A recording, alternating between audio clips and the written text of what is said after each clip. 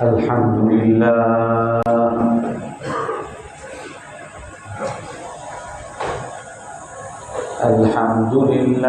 نحمده ونستعينه ونستغفره ونؤمن به ونتوكل عليه ونعوذ بالله من شرور أنفسنا ومن سيئات أعمالنا من يهده الله فلا مضل له ومن يضلله فلا هادي له ونشهد أن لا إله إلا الله وحده لا شريك له ونشهد أن سيدنا ومولانا محمدا عبده ورسوله أرسله بالحق بشيرا ونذيرا بين يدي الساعة من يطع الله ورسوله فقد رشد واهتدى ومن يعصهما فقد ضل وغوى أما بعد فأعوذ بالله من الشيطان الرجيم بسم الله الرحمن الرحيم يا أيها الذين آمنوا إذا نودي للصلاة من يوم الجمعة فاسعوا إلى ذكر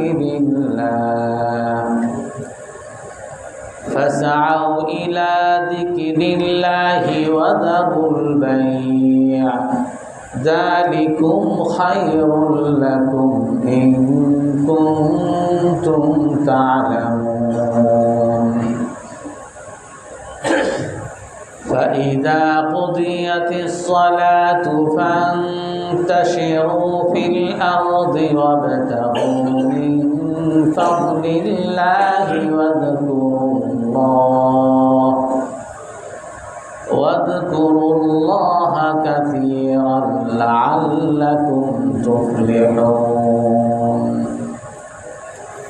وإذا رأوا تجارة أو لهوا انفضوا إليها وتركوك قائما قل ما عند الله خير من اللهو ومن التجارة والله خير الرازقين صدق الله العظيم وقال النبي صلى الله عليه وسلم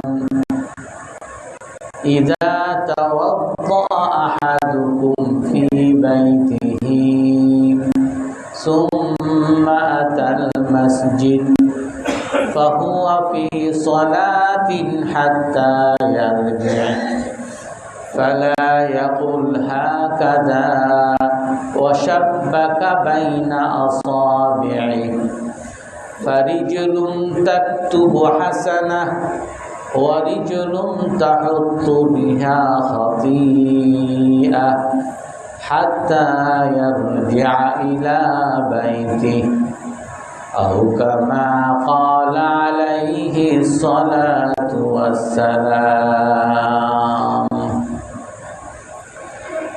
সম্মানিত মুসল্লিয়ানে কেরাম, আমরা নামাজের ফজিলত নিয়ে আলোচনায় ছিলাম। রাসূলুল্লাহ সাল্লাল্লাহু আলাইহি ওয়াসাল্লাম বলেন, মান হাফাযা আলাস সালাওয়াতি কানাত লাহু নূরান ওয়া বুরহানান ওয়া নাজাতান ইয়াউমাল কিয়ামাহ। যে ব্যক্তি নামাজকে গুরুত্ব সহকারে আদায় করে, এই নামাজ তার জন্য আলো হবে, এই নামাজ তার জন্য প্রমাণ হবে, এই নামাজ কিয়ামতের দিন মুক্তি হবে। ওয়ামান লাম ইউহাফিজ আলাইহা, আর যে এই নামাজকে গুরুত্ব সহকারে আদায় করবে না, লাম ইয়াকুল লাহু নূর, এই নামাজ তার জন্য আলো হবে না, নামাজ তার জন্য প্রমাণ হবে না, নামাজ কিয়ামতের দিন তার জন্য মুক্তিও হবে না। ওয়া কানা মা ফিরআউনা ওয়া হামানা ওয়া কারুনা ওয়া উবাই ইবনে খালদ। আর এই ব্যক্তি, যে ব্যক্তি নামাজ গুরুত্ব সহকারে আদায় করে না, তার হাসর হবে কারুনের সাথে, হামানের সাথে, ফিরআউনের সাথে, উবাই ইবনে খালদের সাথে। যে একজন মুসলমান কিন্তু তারপরও নামাজকে গুরুত্ব সহকারে আদায় না করার কারণে তার হাসর হবে ফিরআউনের সাথে, কারুনের সাথে, হামানের সাথে, উবাই ইবনে খালদ। যারা কাফের, শুধু কাফেরই না, এত বড় অভিশপ্ত কাফের যে দুনিয়াতেও তাদের জন্য আল্লাহ তাআলা আযাব দিয়েছেন, আর কিয়ামতের দিন আখিরাতেও চিরজীবনের জন্য তাদের জন্য শাস্তি হবে। তো এদের সাথে হাসরের কথা কেন রাসূলুল্লাহ সাল্লাল্লাহু আলাইহি ওয়াসাল্লাম বললেন? কারণ রাসূল সাল্লাল্লাহু আলাইহি ওয়াসাল্লাম একটা হাদিসে বলেছেন, মানহুমানি লা ইয়াশবাআন, দুইটা ক্ষুধার্ত এমন আছে যাদের কখনো ক্ষুধা মিটবে না, যারা কখনো তৃপ্ত হবে না। এর মধ্যে একজন হলো তালিবু ইলমিন, ইলমের যিনি অন্বেষণকারী, যে জ্ঞান অন্বেষণ করে, সে যতই শিখুক তার ক্ষুধা মিটে না, সে যতই জানতে চায় তাকে আরও জানার অনেক কিছু বাকি আছে, সে বুঝতে থাকে। আর একজন হলো তালিবু দুনিয়া, দুনিয়ার লোভী, যে দুনিয়া অর্জন করতে চায়, দুনিয়া পেতে চায়, এরও কখনো ক্ষুধা মিটবে না, রাসূল সাল্লাল্লাহু আলাইহি ওয়াসাল্লামের হাদিস। তো এই জন্য এই ফিরআউন, এই কারুন, এই হামান, এই উবাই ইবনে খালদ, এই চারজন যে দুনিয়াতেও ধ্বংস হয়েছে, আল্লাহ তাআলা তাদেরকে আযাবে গ্রেফতার করছেন। আর তাদেরকে আল্লাহ তাআলা কিয়ামতের দিনও শাস্তির প্রতীক হিসাবে, দুনিয়াতে অভিশপ্তের প্রতীক হিসাবে আল্লাহ তাআলা এদেরকে ঘোষণা করছেন। আখিরাতেও আল্লাহ তাআলা তাদেরকে চিরজীবন, আজীবন তাদের জন্য শাস্তির ব্যবস্থা রাখছেন, কারণ তারা হলো কিছু পাপের প্রতীক। এই চারজন এরা হলো দুনিয়া লোভী, মূল কথায় দুনিয়ার প্রতীক, দুনিয়া লোভীদের প্রতীক এরা। আর একটু যদি ব্যাখ্যায় আসি, রাসূলের আরেকটা হাদিস আছে, মা দি ইবানি জাইআনি উরসিলা ফি গানামিন বিআফসাদা লাহা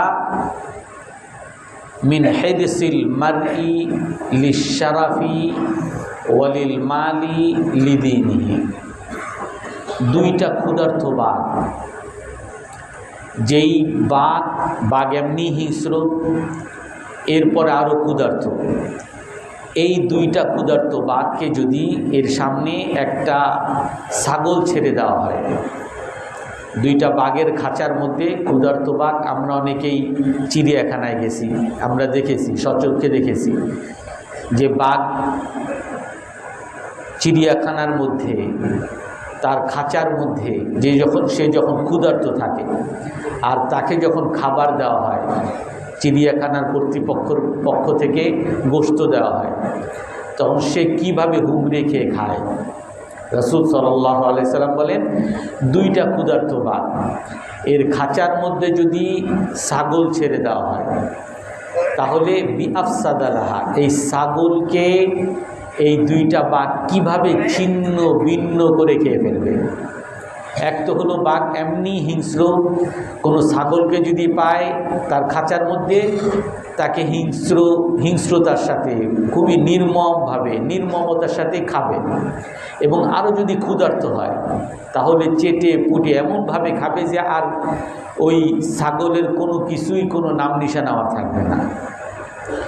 রাসূল সাল্লাল্লাহু আলাইহি ওয়াসাল্লাম বলেন, এই দুইটা বাঘ ওই ছাগলের জন্য যতটা না নির্মম, যতটা না পাষণ্ড, যতটা না তাদেরকে নিশ্চিহ্ন করে দিবে, এর চেয়েও মানুষের মধ্যে দুইটা বাঘ আছে, ক্ষুধার্ত বাঘ। মানুষের মধ্যে যেই দুইটা ক্ষুধার্ত বাঘ আছে, এই দুইটা ক্ষুধার্ত বাঘ মানুষের ইসলামকে এর চেয়েও বেশি নিশ্চিহ্ন করে দেবে। মানুষ ইসলাম মানতে চায়, নামাজ পড়তে চায়, পর্দা মেনটেন করতে চায়, রাসূলের সুন্নত মানতে চায়, হালাল খেতে চায়, সৎভাবে থাকতে চায়। যে মানুষ তার ইসলাম নিয়ে চলতে চায়, এই মানুষের ইসলামকে, মানুষের মধ্যে দুইটা বাঘ এমন আছে যেই দুইটা বাঘ তার ইসলামকে ছিন্ন ভিন্ন করে নিঃশেষ করে দিবে, যেভাবে যে দুইটা ক্ষুধার্ত বাঘ একটা ছাগলকে ছিন্ন ভিন্ন করে নিশ্চিহ্ন করে দেয়। সেই দুইটা ক্ষুধার্ত বাঘ কি? রাসূলুল্লাহ সাল্লাল্লাহু আলাইহি ওয়াসাল্লাম বলেন, মিন হিরসিল মারই লিল মালি ওয়ালিশ শারাফি লিদীনিহি। মানুষের মধ্যে দুইটা ক্ষুধার্ত বাঘ, একটা হলো সম্পদের লোভ, আর একটা হলো তার পদের লোভ। পদের মধ্যে দুই রকম আমরা অর্থ করতে পারি, একটা হলো তার ক্ষমতার লোভ, আর একটা হলো তার সম্মানের লোভ। এই তিনটা আমাদের ভাষায় যদি আমরা বলি, তাহলে এই তিনটা বাঘ মানুষের ইসলামকে শেষ করে দেয়, ইসলামের আর কিছুই রাখে না। এই হাদিসের সাথে যদি আমরা ওই হাদিস মিলাই, যে মানুষ একজন নামাজি মানুষ, একজন মুসলমান মানুষ, সে নামাজও পড়তে চায়, নামাজের আগ্রহ তার মধ্যে আছে, নামাজের গুরুত্ব সে জানে, তার বাপদাদা সবসময় নামাজ পড়ছে, কিন্তু এই নামাজি মানুষ, এই একজন ভালো মানুষ, একজন সৎ মানুষ, এর মধ্যে যদি এই তিনটা বাঘ আসে, সম্পদের লোভ আসে, এর মধ্যে যদি ক্ষমতার লোভ আসে, এর মধ্যে যদি সম্মানের লোভ আসে, তার ইসলামকে এমনভাবে শেষ করে দিবে যেভাবে সে কারুনের মতো হয়ে যাবে, যেভাবে সে হামানের মতো হয়ে যাবে, যেভাবে সে ফেরাউনের মতো হয়ে যাবে, যেভাবে সে উবাই ইবনে খালফের মতো হয়ে যাবে। কারুন কিসের প্রতীক? আল্লাহ তাআলা কোরআনের মধ্যে বলেছেন, ফাখাসাফনা বিহি ওয়া বিদারিহিল আরদ ওয়া আতাইনাহু মিনাল কুনুজি মা ইন্না মাফাতিহাহু লাতানূউ বিল উসবাতি উলিল কুওয়া। আল্লাহ তাআলা বলেন যে কারুনকে আমি এত সম্পদ দিয়েছিলাম, যে সম্পদের এত ভান্ডার, এই ভান্ডারের চাবি বহন করার জন্য বিরাট এক পরিবহন, বিরাট এক ট্রাকের পাল তার জন্য লাগে, শুধু চাবি পরিবহন করার জন্য। তার সম্পদের এত ভান্ডার, এই ভান্ডারের চাবি বহন করার জন্য বিরাট এক পাল, এক দল ট্রাক লাগে শুধু চাবি বহন করার জন্য। কত ধনী সে! এই কারুনের এই ধনের লোভের কারণে কারুনকে আল্লাহ তাআলা বলেন, ফাখাসাফনা বিহি ওয়া বিদারিহিল আরদ। আমি এই কারুনকে, কারুনের সম্পদ সহ দুনিয়াতে মিশিয়ে দিয়েছি, দুনিয়াতে আমি মাটির নিচে ঢুকিয়ে দিয়েছি। এই কারুনের সাথে ওই ব্যক্তির হাসর হবে যেই ব্যক্তির মধ্যে দুনিয়ার লোভের কারণে তার নামাজ নষ্ট হয়। আমি আমার নিজের মধ্যে একটু বিবেচনা করি, আমার জোহরের নামাজ, আল্লাহর আজান যখন হয়, তখন আমার দোকান বন্ধ করে, দোকানে কাস্টমার, এখন অনেক বেচা বিক্রি হচ্ছে, এই সময় দোকান বন্ধ করে আমি আল্লাহর আজানের দিকে দৌড়াতে পারছি কিনা? জোহরের সময় আমার অফিস টাইম, আমার ক্লায়েন্ট অনেক, ওই জোহরের টাইমে আমি আমার বসের কাছে আমি অনুমতি নিয়ে আমি নামাজে আসতে পারছি কিনা। জোহরের সময় আমি পাইকারি বাজারে গেছি, আমি কেনাকাটা করার জন্য, এখান থেকে আমি যদি নামাজে যেতে চাই, আমার এই কেনাকাটা এতগুলা মাল আমি কোথায় রাখবো, আমি ওই সময়ও নামাজে আসতে পারছি কিনা। আমি জোহরের সময় আমি অনেক মাল নিয়ে বাসে উঠছি, এই বাস আমাকে মিরপুর নামাবে, জোহরের টাইম হয়েছে, নামাজের সময় হয়েছে, এখন যদি আমি এই বাস থেকে নামি আবার যদি নামাজ পড়ি, আমার এই মাল টাল নিয়ে বিরাট এক ঝামেলা। আমি এই দুনিয়ার কারণে আমি নামাজকে গুরুত্ব সহকারে আদায় করতে পারছি কিনা।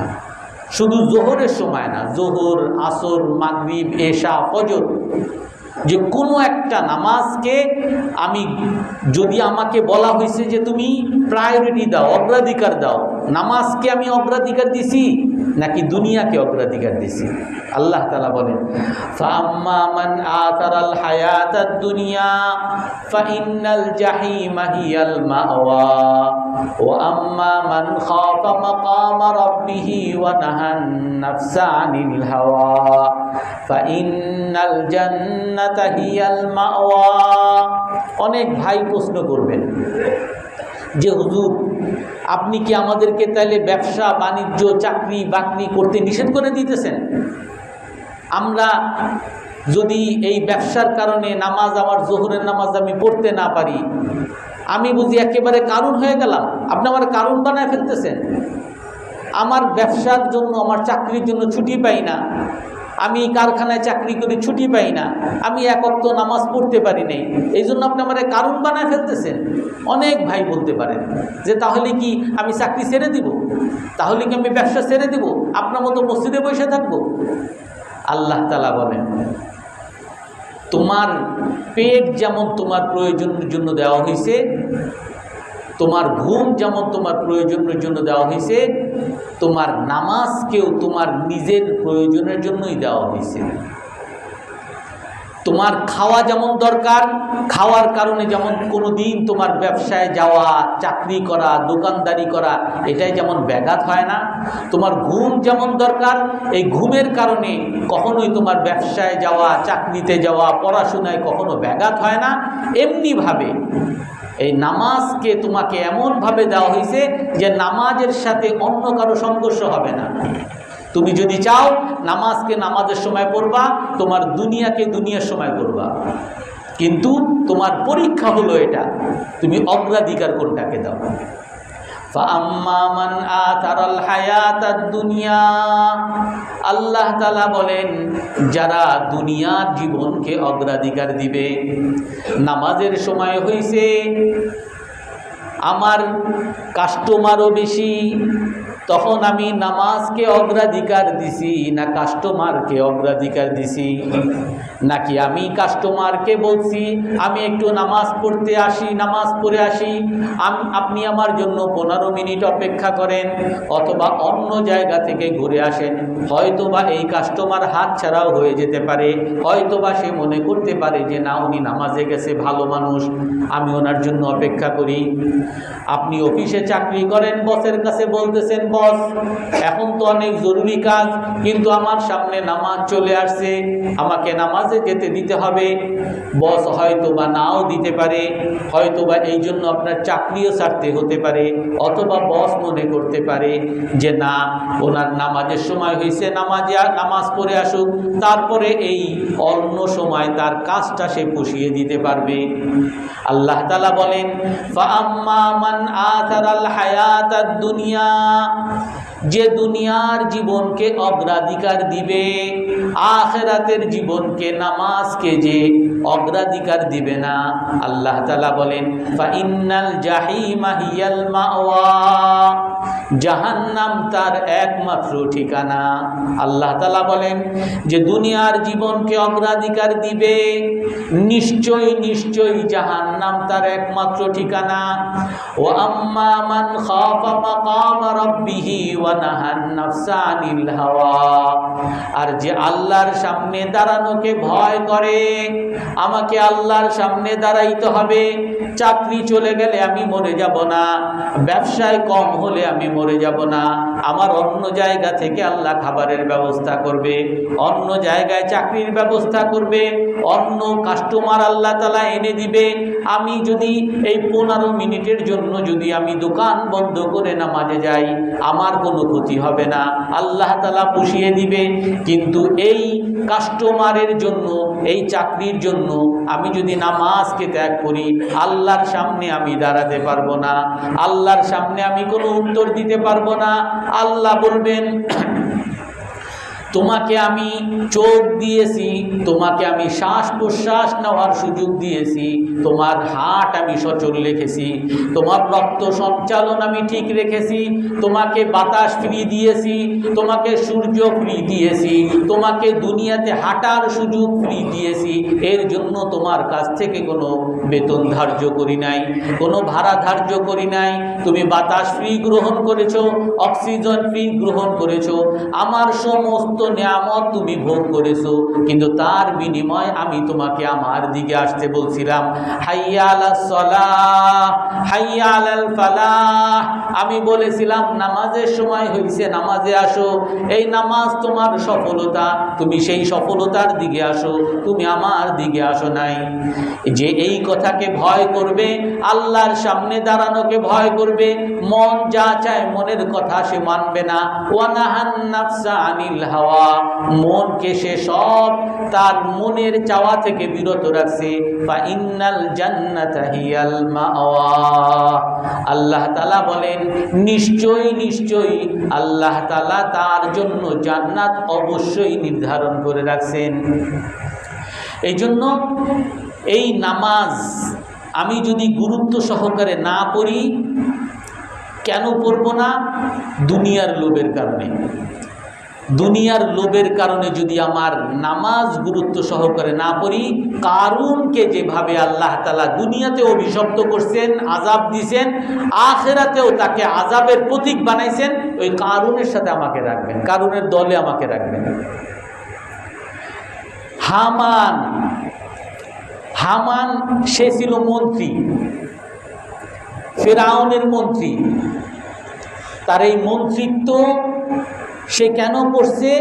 যে তার মর্যাদার জন্য, সে একজন মন্ত্রী, তার ক্ষমতা ভোগ করার জন্য। তার যখন ইচ্ছা হয়েছে কাউকে জেলে ঢুকাবে, জেলে ঢুকাইছে। তার কারো ইচ্ছা হয়েছে মারবে, মারছে। কেউ তার চোখের উপরে কথা বলছে, আমার চোখের উপরে কথা বলছে, এত বড় সাহস, তোরে শেষ করে ফেলবো। তার এই ক্ষমতার জন্য সে সব কিছু করার জন্য তৈরি হয়েছে। তাকে যদি মুসা আলাইহিস সালামের লোকজন গিয়ে যদি বলছে যে আল্লাহকে মানেন, নামাজের সময় হয়েছে, নামাজে আসেন, আরে তুই আমার নামাজের জন্য ডাকোস, ধর তোরে। সে তার ক্ষমতার লোভে, আমি তো ক্ষমতাবান, আমার আবার কিসের নামাজ, আমি আবার কার কাছে মাথা নত করব? ফেরাউনও একই ক্ষমতা, আমি আনা রব্বুকুমুল আলা, আমি হলাম তোমাদের বড় খোদা, আমি আবার আরেকজনের কাছে মাথা নত কেন করব? আমি আবার আরেকজনের কথা কেন শুনবো? আমার কথা তোমরা সবাই শুনবা। যারা ক্ষমতাবান হয় তাদের মন মানসিকতা এমন হয়ে যায় যে আমি সবার কথা শুনি। হুজুররা আবার কিসের নামাজের কথা বলে, হুজুররা আবার কিসের নামাজের ডাকে আমাকে নামাজের জন্য ডাকে। এত বড় সাহস কোত্থেকে হইল? আমাকে বলেও আপনার নামাজ এমনি হবে না, এমনি পড়েন। আরে আমারে নামাজের ভুল ধরে, হুজুরের এত বড় সাহস কেমন হইল? হুজুরের জঙ্গি মামলায় ঢুকাও। ক্ষমতার জন্য যারা নামাজকে গুরুত্ব সহকারে পড়বে না, তার হাসর হবে সে যার দলে থাকবে, ফেরাউনের দলে থাকবে, সে হামানের দলে থাকবে। কারণ এরা ক্ষমতার জন্য আল্লাহকে মানে নাই, ক্ষমতার জন্য নামাজের সামনে আসে নাই। এই জন্য অনেক মানুষের মধ্যে এমন আছে যার মধ্যে ক্ষমতার কারণে সে আর নামাজে আসে না, ক্ষমতার কারণে সে মনে করে আমার নামাজ দরকার না। অনেক ভাই আমরা দেখছি পড়াশোনার সময় পড়াশোনা করছে, নামাজ পড়তো, 5 ওয়াক্ত নামাজ, মসজিদে আসতো, তাবলিগে যাইতো, যেই চাকরি পাইছে একটা ভালো চাকরি, ক্ষমতার একটা চাকরি, এখন আর নামাজ টামাজ কিচ্ছু লাগে না, সে আর নামাজও পড়ে না। তারা নামাজের কথা বললেও সে রাগ হয় যে আপনি আমারে, তোমরা হুজুর মানুষ, হুজুররা হুজুরের কাম করো, আমারে কেন ডাকো? ফেরাউন এবং হামান এই ক্ষমতার লোভ তাদের মধ্যে যখন ঢুকছে, তার ইসলামকে শেষ করে দিছে। যেই মানুষের মধ্যে, যেই নামাজির মধ্যে ক্ষমতার লোভ যদি ঢুকে, এই ক্ষমতার লোভ তাকে নামাজ থেকে দূরে সরিয়ে ফেলবে, নামাজে তাকে টিকতে দিবে না, নামাজে তাকে গুরুত্ব দিতে দিবে না, সে গুরুত্ব সহকারে নামাজ পড়তে পারবে না। যদি আপনি দেখেন, যদি কেউ গুরুত্ব সহকারে নামাজ পড়ে, সে একজন ডিসিএসপি। যদি দেখেন গুরুত্ব সহকারে নামাজ পড়ে, একেবারে প্রথম কাতারে নামাজ পড়ে, সে এলাকার সবচেয়ে বড় ধনী ব্যক্তি। যদি দেখেন একজন গুরুত্ব সহকারে নামাজ পড়ে, সে এলাকার মধ্যে সবচেয়ে সম্ভ্রান্ত ব্যক্তি, আর সে 5 ওয়াক্ত নামাজ প্রথম কাতারে এসে দাঁড়ায়, তো আপনি চোখ বন্ধ করে সার্টিফিকেট দিয়ে দিতে পারেন যে এই ব্যক্তি হলো ভালো মানুষ। কারণ এই ব্যক্তিকে তার দুনিয়া তাকে নামাজ থেকে সরাতে পারে নাই, এই ব্যক্তিকে তার ক্ষমতা তাকে নামাজ থেকে সরাতে পারে নাই, এই ব্যক্তিকে তার সম্মান তাকে নামাজ থেকে সরাতে পারে নাই। তার মানে হলো এই ব্যক্তি হলো ভালো মানুষ।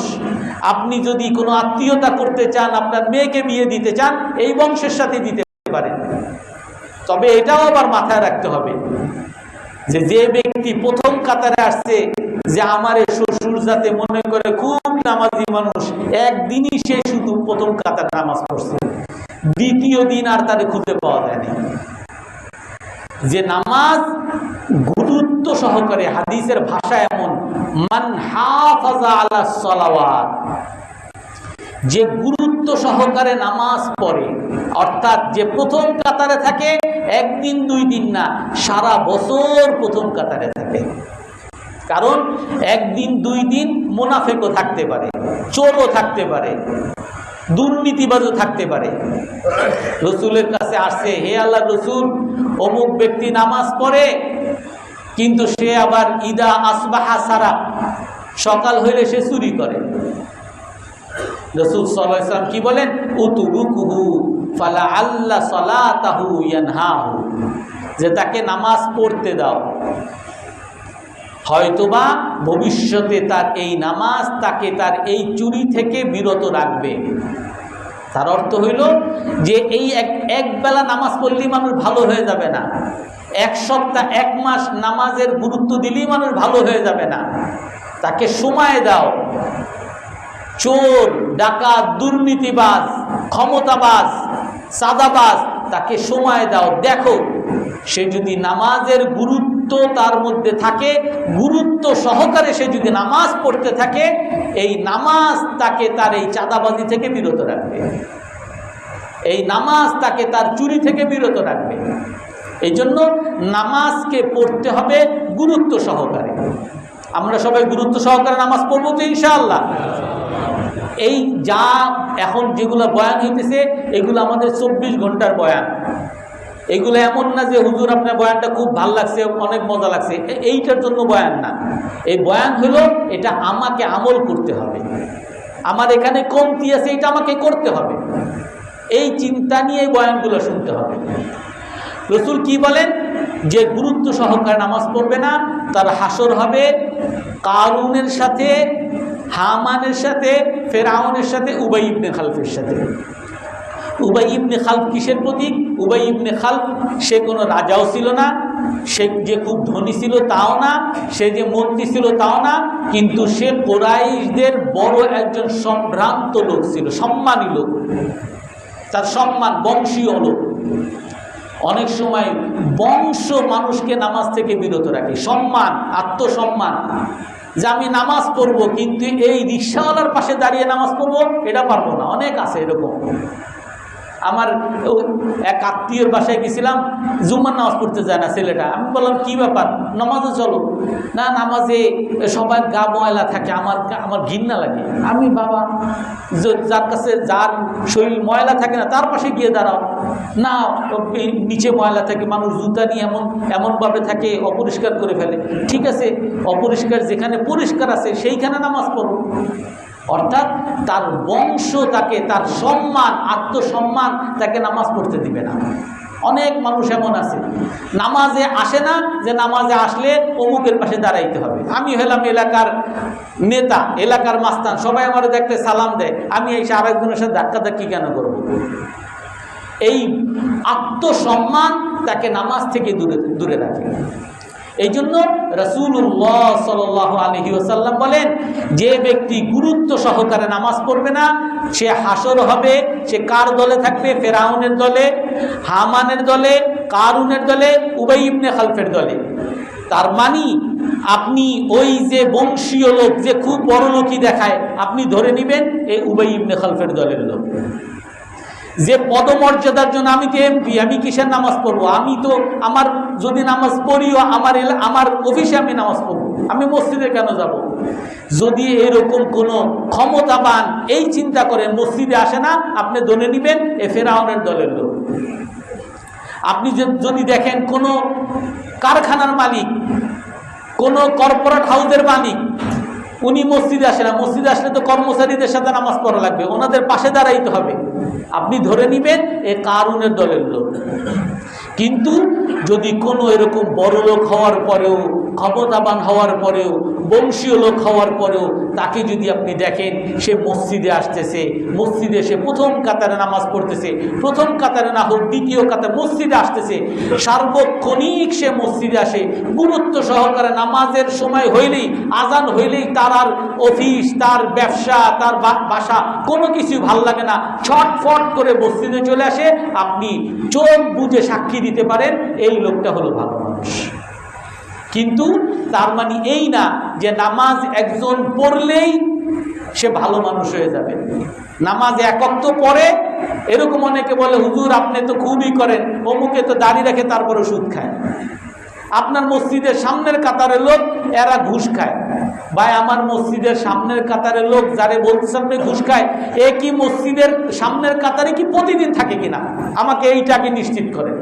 ফজর, জোহর, আসর, মাগরিব, এশা প্রতি ওয়াক্তে সে কি প্রথম কাতারে থাকে কিনা? যদি শুধু জুম্মার দিন প্রথম কাতারে দেখছেন আর ঘুষ খায়, এই ব্যাপারে আমার কোনো দায় দায়িত্ব নাই, রসুলের কোনো দায় দায়িত্ব নেই। রাসূলুল্লাহ সাল্লাল্লাহু আলাইহি ওয়াসাল্লাম বলেন, মান হাফাযা আলাস সালাওয়াত, যে গুরুত্ব সহকারে নামাজ পড়ে, ফজর, যোহর, আসর, মাগরিব, এশা প্রতি ওয়াক্তে যে গুরুত্ব সহকারে নামাজ পড়বে, আল্লাহ তাআলা তার জন্য প্রমাণ দিয়ে দিবেন সে মুসলমান, তোমরা সাক্ষী দাও। তার জন্য আলো দিয়ে দিবেন যে তুমি সঠিক পথে চলো, তুমি বিপথে যাইতে পারবা না, তোমার এই পথ তোমাকে আমি সামনে দিয়ে দিলাম। আল্লাহ তাআলা তার জন্য দুনিয়া এবং আখিরাতে মুক্তির সার্টিফিকেট দিয়ে দিবেন। আমরা কোরআন সূরা ফাতিহার কথা বলছিলাম। সূরা ফাতিহার আরেক রকম তাফসীর। প্রথম 3 আয়াত বিশ্বাস। আল্লাহ তাআলা বলেন আলহামদুলিল্লাহি রাব্বিল আলামিন আর রহমানির রহিম মালিকি ইয়াউমিদ্দিন ইয়াকা না'বুদু ওয়া ইয়াকা নাস্তাঈন। প্রথম 3 আয়াত বিশ্বাস, হে আল্লাহ আপনি সমস্ত জগতের মালিক, আপনি দয়াবান, আপনি দুনিয়া এবং আখিরাতের মালিক, আপনার দয়া ছাড়া বাঁচার উপায় নাই, আপনি সব কিছু সৃষ্টি করছেন আপনি, এবং এই দুনিয়া পাই আর না পাই আবার আপনার কাছেই ফিরে যাওয়া লাগবে, অর্থাৎ আপনার হাত থেকে বাঁচার কোনো উপায় নেই। এটা হলো বিশ্বাস।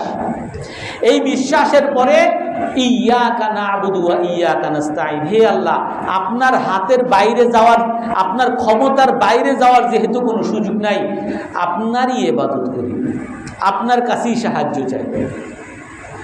আর 3 নাম্বার কি? ইহদিনাস সিরাতাল মুস্তাকিম, সোজা পথ দেখান, নবীদের পথ, সাহাবাদের পথ, আলেমদের পথ দেখান। চতুর্থ নাম্বার গায়রিল মাগদুবি আলাইহিম ওয়ালাদ-দাল্লিন, এই পথের মধ্যে যেগুলো বিপদ, একটা তো হলো পথ নবীদের পথ, আর একটা হলো পথভ্রষ্টতা, বিপদ যেটা, এই বিপথের পথে আমাকে পরিচালিত করেন না। ইহুদি খ্রিস্টান যারা পথভ্রষ্ট হয়েছে, যাদের উপর আপনার গজব আসছে, এই ফেরাউন, হামান, কারুন, উবাই ইবনে খালদ, যাদের উপর আপনার গজব আসছে, এদের পথ থেকে আমাকে বিরত রাখেন। যে এই নামাজকে গুরুত্ব সহকারে পড়বে, আল্লাহ তাআলা তাকে আলো দিয়ে দিবেন, ওই নূরের দ্বারা সে আলেমদের পথ, নবীদের পথ চোখে দেখতে থাকবে, আর ওই আলো দ্বারা সে চোখে দেখতে থাকবে এটা হলো হারুনের পথ, এটা কারুনের পথ, এটা হামানের পথ, ফিরআউনের পথ, উবাই ইবনে খালদের পথ। আল্লাহ তাআলা তাকে ওই চোখ দিয়ে, ওই আলো দিয়ে তাকে সঠিক পথে পরিচালিত করবে। রাসূল সাল্লাল্লাহু আলাইহি ওয়াসাল্লাম আর একটা হাদিসে বলেন, ইযা তাওয়াদ্দা আহাদুকুম ফি বাইতিহি সুম্মা আতাল মসজিদ, যদি তোমাদের মধ্যে কেউ বাড়িতে ওযু করো, ওযু করার পরে মসজিদে আসছো নামাজ পড়ার জন্য, বাড়িতে ওযু করে মসজিদে আসছি নামাজ পড়ার জন্য, রাসূল কি বলেন, ফাহুয়া ফি সালাতিন হাত্তা ইয়ারজি, সে বাসা থেকে বের হওয়ার সাথে সাথে পথে হয়তো বা চাচার সাথে দেখা হয়েছে, কি খবর তোমার, কতক্ষণ কথা বলে দোকানে গেছে, ওইখান থেকে আবার মসজিদে আসছে, আবার মসজিদ থেকে বের হয়ে দুনিয়ার মানুষ তার সাথে কথাবার্তা বলছে, সে আবার কথাবার্তা বলে সুন্নত নফল জিকির আজকার করে আরো প্রায় 1 ঘন্টা পরে বাসায় গেছে। রাসূল হাদিসে কি বলেন, যে ব্যক্তি বাসায় ওযু করে মসজিদে ফরজ নামাজ পড়ার জন্য আসে, সে যতক্ষণ পর্যন্ত না আবার তার বাড়িতে ফিরে যাবে, সে নামাজের মধ্যে নামাজরত অবস্থায় আছে, এইরকম সব আল্লাহ তাআলা তার আমলনামায় দিয়ে দিবেন। নাসাই শরীফের, মুস্তাদরাক হাকিমের সহিহ হাদিস, সে যেন নামাজের মধ্যে আছে।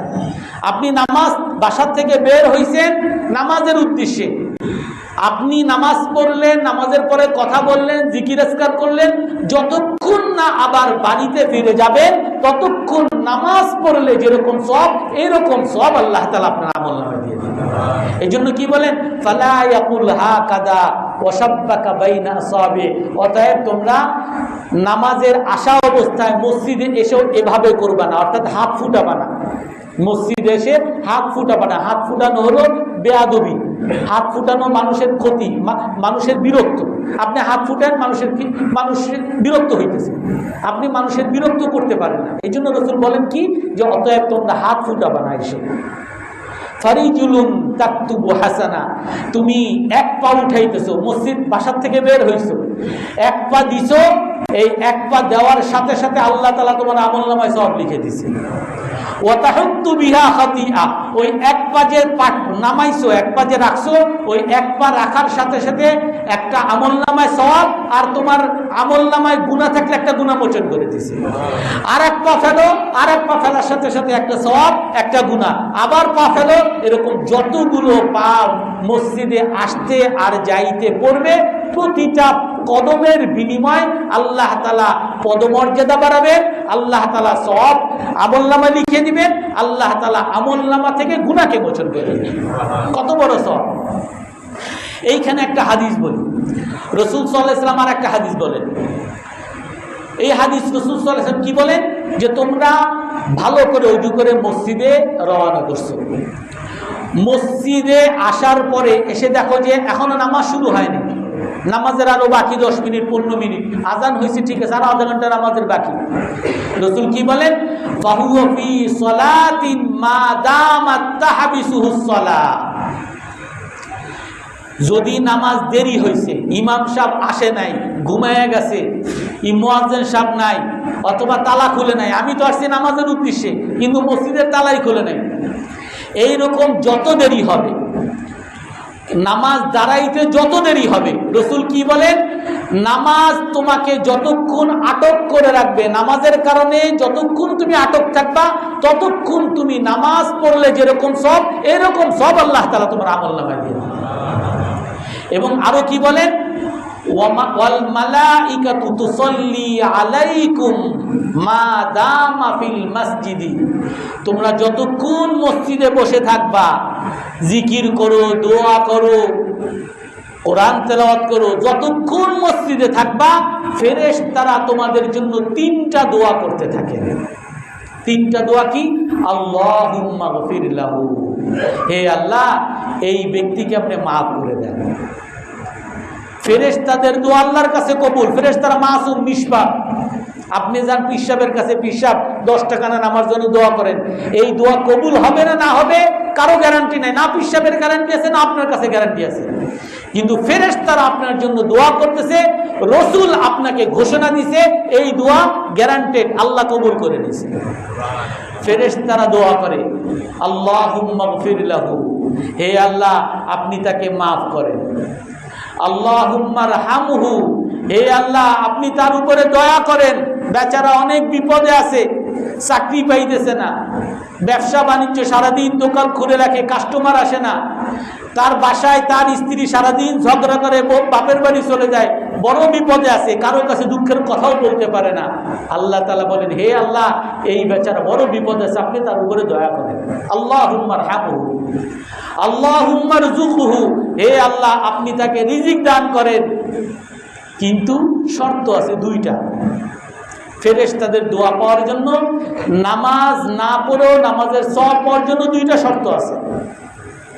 মা লাম ইউদি আহাদান ওয়া মা লাম ইউহদিস, যতক্ষণ সে মসজিদে এসে কাউকে কষ্ট দিবে না। মসজিদে আসছেন, আসার পথে যাইতে মসজিদে থাকা অবস্থায় যদি কাউকে কষ্ট দেয় ফেরেশতারা তার জন্য দোয়া করবে না, বরং বদদোয়া করবে। তার জন্য নামাজের সওয়াব হবে না, বরং গুনাহ হবে। মসজিদে বলতে পারেন মসজিদে আবার কেমনে কষ্ট দেয়, হুজুর এটা আবার কি বলেন? মসজিদে কি কেউ মারামারি করতে আসে? মসজিদে কি কেউ কারে গালিগালাজ করতে আসে? তো মসজিদে আবার কেমনে কষ্ট দেয়? অন্য একটা হাদিসে বলি, রাসূল সাল্লাল্লাহু আলাইহি সাল্লাম, সবগুলো সহিহ হাদিস, রাসূল সাল্লাল্লাহু আলাইহি সাল্লাম বলেন নাহা আন সালাস, নাহান নবী আলাইহি সাল্লাতু ওয়াস সালাম আন সালাস, 3 জানোয়ারের মতো হওয়া থেকে নিষেধ করছেন। 3টা জানোয়ারের মতো, 3টা পশুর মতো হওয়া থেকে নিষেধ করছেন। মসজিদের মধ্যে 3টা পশুর মতো হবা না। আন নাকরাতিল গুরাব, কাকের ঠোকরের মতো হওয়া থেকে নিষেধ করছেন। নামাজে আসছেন, আল্লাহু আকবার আল্লাহু আকবার, কাকে যেমন ঠোকর মারে আপনি তাড়াতাড়ি নামাজ পড়লেন, দ্রুত নামাজ পড়লেন। এই দ্রুত নামাজ এটা হলো কাকের নামাজ। আল্লাহ রাসূল কি বলেন যে এই কাকের নামাজ পড়বে সে তো সওয়াব পাবে না, বরং বদদোয়া হবে। এই নামাজ তার জন্য বদদোয়া করবে। অন্য একটা হাদিস আছে নামাজের জন্য বদদোয়া করে। এই নামাজকে ফেরেশতারা একটা কাপড়, পুরনো কাপড়, ময়লা কাপড়, আবর্জনার একটা বিন, আপনারা যে ডাস্টবিনে ময়লা ফেলেন এরকম আবর্জনার একটা ব্যাগ করে তার মুখের উপরে ছুঁড়ে মারে, তোর নামাজ তুই নে। এই জন্য কাকে ঠোকরের মতো নামাজ পড়া যাবে না, তাড়াহুড়া নামাজ পড়া যাবে না, ধীরে সুস্থে। আর নামাজের মধ্যে একটা অন্যতম ওয়াজিব তাদিলুল আরকান, ধীরে ধীরে। আপনি নামাজ রুকুতে যাবেন ধীরে, 3 তাসবিহ অবশ্যই আপনাকে পড়া পরিমাণ দেরি করতে হবে। আপনি রুকু থেকে দাঁড়াবেন, দাঁড়িয়ে আপনাকে দাঁড়িয়ে থাকতে হবে। সুবহান রব্বানা লাকাল হামদ, সামি আল্লাহু লিমান হামিদা, রব্বানা লাকাল হামদ, এই পুরাটা পড়া পর্যন্ত আপনাকে দাঁড়িয়ে থাকতে হবে। আপনি রব্বানা লাকাল হামদ আল্লাহু আকবার, নামাজ হবে না।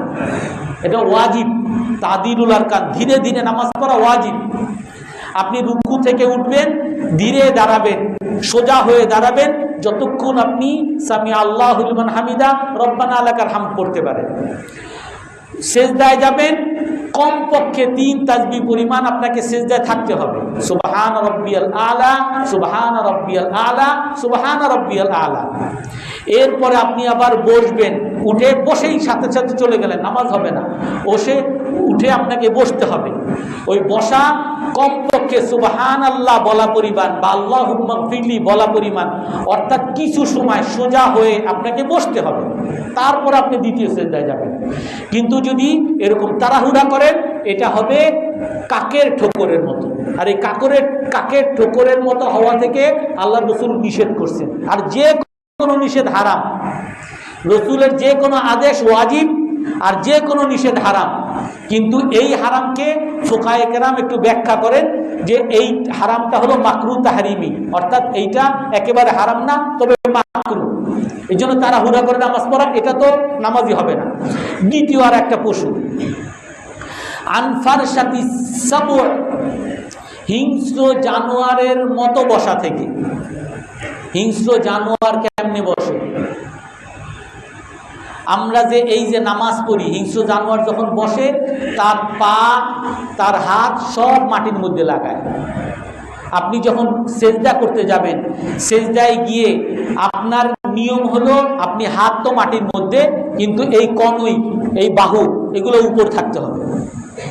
নাকি এগুলো মাটিতে লাগানো যায়? মাটিতে লাগানো যায়, মাটিতে লাগাইলে মাকরু হয়। আপনার এই হাতগুলো উপরে রাখতে হবে। এভাবে সুন্নত হলো যে এমনভাবে আপনি সেজদা করবেন, এমনভাবে একেবারে বেশ সামনে গিয়ে এমনভাবে করবেন নিচ থেকে যাতে একটা ছাগলের বাচ্চা যাইতে আসতে পারে, এত জায়গা রাখবেন। এটা হলো সুন্নত। কিন্তু অনেক সময় আমরা জামাতে নামাজ পড়ি, জামাতে নামাজ পড়লে এরকমভাবে যদি আপনি করতে চান, হয়তো অন্য মানুষের কষ্ট হবে। তো সেই ক্ষেত্রে হাত আপনি কখনোই মাটিতে লাগাইতে পারবেন না, এই বাহুটা কখনোই আপনি মাটিতে লাগাইতে পারবেন না। যদি মাটিতে লাগান, আপনি হিংস্র জানোয়ারের মতো বসা হয়ে গেল আপনার। এই জন্য এরকম করা যাবে না। 3 নাম্বার আর একটা, এইটা হয়তো বা অনেকে রাগ হইতে পারেন, কিন্তু এটা রসুলের কথা, আমি রসুলের কথাই আপনাদেরকে বলতেছি। আর এইটা এই জন্য বলা যাতে আপনি নিজেকে রসুলের কথা মানার উপরে উঠাইতে পারেন। রসুল কি বলেন? আইয়ুআদ্দিনার রাজুলু ফি মাকানিহি আল্লাযী ইউসাল্লি মিসলা তাওতিনিল বাঈর। উটের মতো বসা থেকে নিষেধ করছেন। উটের মতো বসা মানি রসুল ব্যাখ্যা করেন, উট যেখানে বসে সে সব সময় ঘুরে ফিরে এসে সেখানেই বসে, তার নির্দিষ্ট জায়গায়, এটা ছাড়া অন্য কোথাও যায় না। সে নির্দিষ্ট জায়গায় সে বসে। এই জন্য কিছু মুসল্লি এমন আছে, সে যেই পাশে বসে ওই পাশেই, ওইখানে সব সময় ওইখানে বসে। এটা হলো উটের বসার মতো, এটা আর একটা গুনাহ হয়। এই জন্য আপনি ঠিক আছে এক জায়গায় বসতে আপনার কমফোর্ট ফিল হয়, ভাল লাগে, আপনি এই উটের মতো হওয়া থেকে বাঁচার জন্য আপনাকে জায়গা একটু হেরফের করে নিতে হবে। হয়তো বা এখানে বসছেন, আরেকদিন বামে বসলেন, আরেকদিন ডানে বসেন, আরেকদিন আরেকটু দূরে বসেন, কিন্তু একই জায়গায় যেখানে আপনি বসেন। অনেক জায়গায় এমন হয়, এমনকি আমাদের খাদেম সাহেবরা রাখে, এটা অমুক হাজী সাহেবের সিট, সবাই জানে এটা অমুক হাজী সাহেবের সিট। এই জন্য রসুল সাল্লাল্লাহু আলাইহি সাল্লাম কি বলেন যে উটের মতো বসা থেকে রসুল নিষেধ করছেন। এখন বলবেন যে কেন এগুলো থেকে নিষেধ করছেন? যেমন কাকের মতো ঠোকা, এটা তো বুঝছেন যে তাড়াহুড়া করলে নামাজ হয় না। দ্বিতীয়, এভাবে নামাজ পড়ার নিয়ম, এভাবে নামাজ হয় না। তৃতীয়, এই যে উটের মতো বসতে কেন বলছেন? কারণ এইটা হয়তো বা আপনি সাদামণি বসেন এক জায়গায়, কিন্তু এমন হইতে পারে কিছু মানুষের মধ্যে যে উনি হলেন এখানকার মানে একজন এলাকার এমপি, ওনার জায়গায় এইটা, কেউ ওনার আশেপাশে বসার সাহসও পায় না। ওনার জায়গায় কেউ বসছে, এই আপনি কোথায় বসছেন? এমপি সাহেবের জায়গা বসছেন, উঠেন তাড়াতাড়ি, সবাই এসে উঠে, আর আপনি কোথায় বসছেন? এইটা ইসলামে এইটা সুযোগ নাই। ইসলামে হলো বৈষম্যহীন সমাজ তৈরি করা। নামাজ হলো বৈষম্যহীন একটা সমাজ। নামাজ হলো সবাই সমান, আপনি রাজা, আমি প্রজা, আপনি আমার মালিক, আমি আপনার অধীনস্থ কর্মচারী, কিন্তু নামাজের মধ্যে সবাই আল্লাহর বান্দা, সবাই আল্লাহর সামনে আমরা সমান। কেউ এখানে বড়লোকি দেখানোর কোনো সুযোগ নেই। এই জন্য আমরা ইনশাআল্লাহ গুরুত্ব সহকারে নামাজ পড়বো তো ইনশাআল্লাহ।